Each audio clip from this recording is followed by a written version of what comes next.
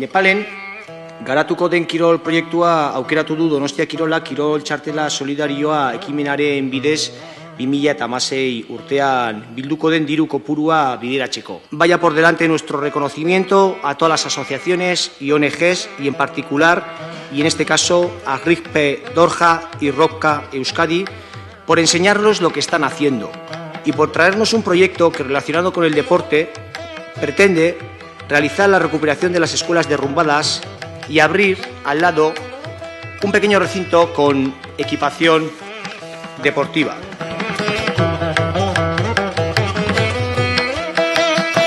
RIGPE Dorje Donostiaren izenean eta ROPCA Euskadiren izenean eskerrak eman nahi genizkioke Donostia Kirolari.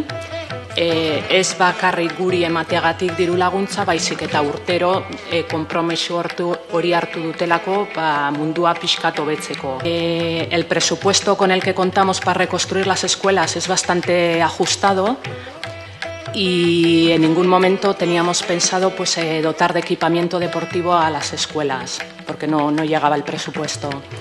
Entonces, en cuanto tuvimos conocimiento de esta ayuda, presentamos el proyecto, porque a través de dotar a ambas escuelas de un patio equipado donde poder practicar deporte y el juego, se pretende, primero, aumentar la participación del alumnado en diversos deportes, especialmente de las niñas.